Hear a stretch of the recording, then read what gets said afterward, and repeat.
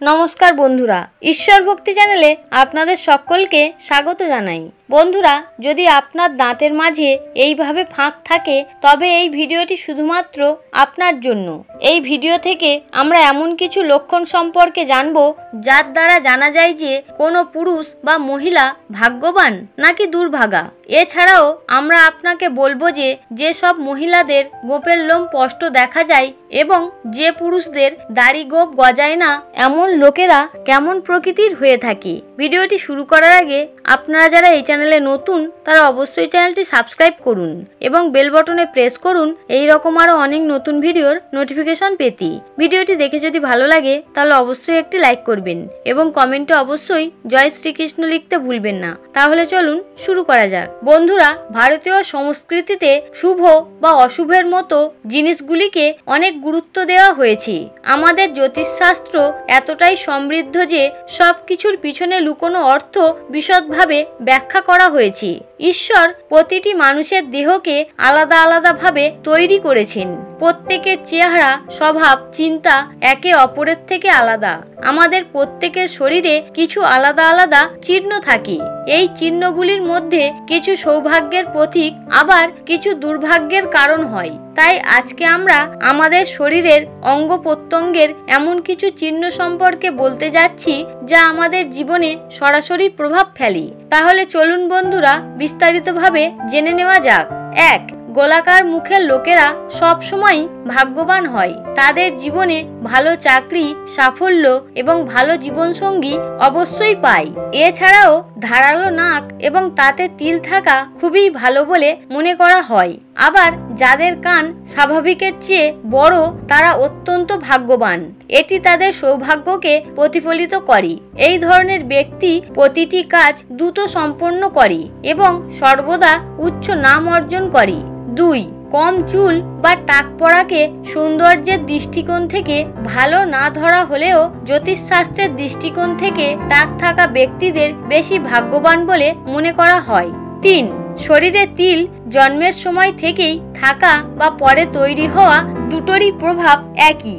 যেসব জাতক জাতিকাদের মাথায় তিল থাকে তারা মেধাবী ও উদার প্রকৃতির হয়। আবার গালে তিল থাকলে সে ব্যক্তি দারিদ্র হয়। যাদের কপালের বাঁ দিকে তিল থাকে তারা নানারূপ কুমতলব-আঁটি। আবার যাদের কপালের ডান দিকে তিল থাকে তারা সৌভাগ্যবান হয়ে থাকে। উপরের ঠোঁটে তিল থাকলে মানুষ হয় কর্তব্যপরায়ণ। আবার নিচের ঠোঁটে তিল থাকলে সে হয় ভোগী ও বিলাসী। নাকের বাঁ দিকে তিল থাকলে সে হয় হতভাগ্য। আবার নাকের ডান দিকে তিল থাকলে সৌভাগ্যবান হয়ে থাকে। ডান ভুরুতে তিল থাকলে সে হয় চিন্তাশীল। আবার বাঁ ভুরুতে তিল থাকলে তারা সবসময় কুচিন্তায় লিপ্ত থাকে।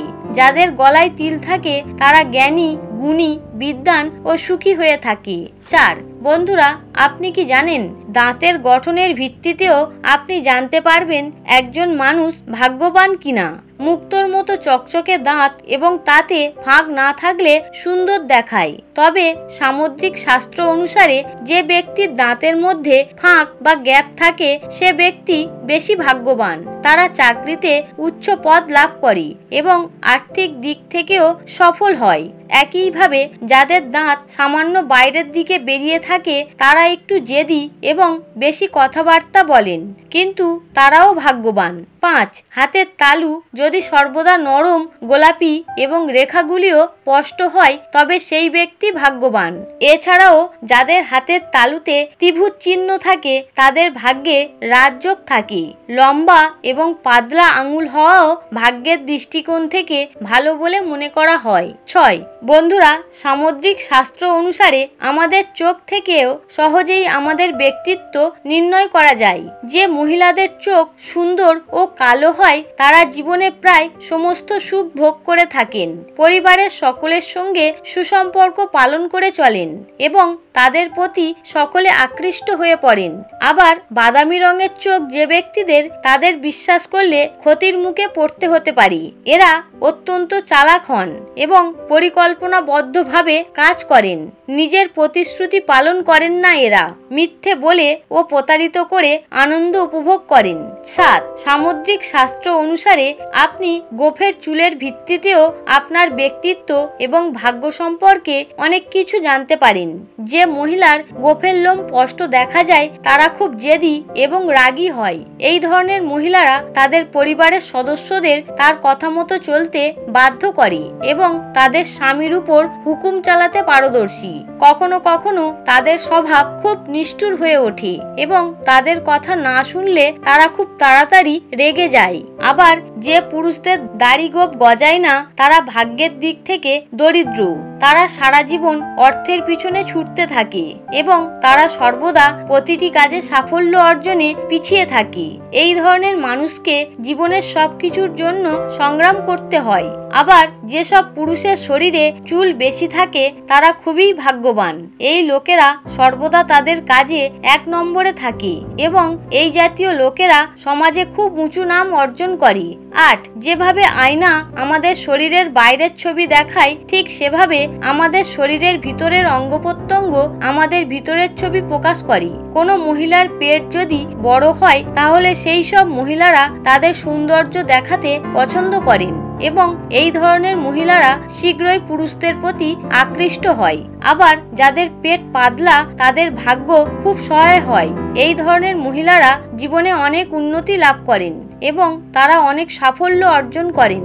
যদি কোনো মহিলার পেটের আকার চওড়া হয় তবে সেই মহিলাকে অনেক সংগ্রামের পরে সুখ অর্জন করতে হয়। আবার যদি একজন পুরুষের পেটে 2টি লাইন থাকে তাহলে তার পরিবারে অনেক সমস্যা তৈরি হয়। 9.